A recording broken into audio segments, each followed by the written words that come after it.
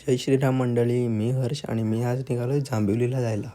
तर हा बघा वेदू आला आहे. तर मी आणि वेदू निघालो नाऱ्याला जायला.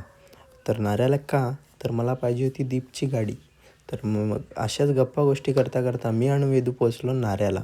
तर नाऱ्याला पोचलो तर दीप त्यांची लीग चालू होती आणि दीपचीच मॅच चालू होती. तर हा बघा इथे दीप बसला आहे, त्यांची बॅटिंग होती आणि त्याची मॅच झाल्यानंतर दीप आला आपल्याला गाडीची चावी द्यायला. मग लगेचच आपण दीपच्या गाडीची चावी घेतली आणि निघालो आपल्या दिशेने.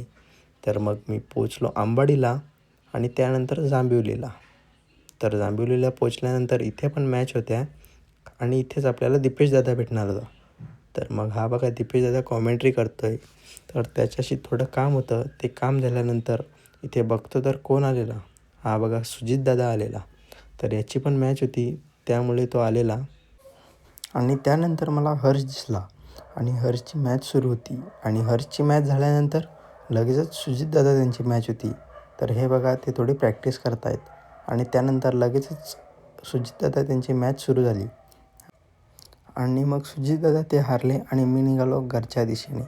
तर हे बघा हे तिघेजणं आणि मग मी निघालो घरच्या दिशेने आणि पोचलो नाऱ्याला. नाऱ्यावरनं दीपला घेतला आणि मी आलो कुडूसला. कुडूसला पोचलो तर साहिलदादा आणि हिमो भेटला. तर त्यांची भेट घेऊन लगेचच मी निघालो घरच्या दिशेने आणि मग मी पोचलो बिल्डिंगखाली आणि मग लगेचच आलो घरी. घरी आलो तर उघडला दरवाजा. तर दरवाजा उघडल्यानंतर ही बघा इथे मम्मी आज पण काम करत होती आणि ही बघा इथे परी.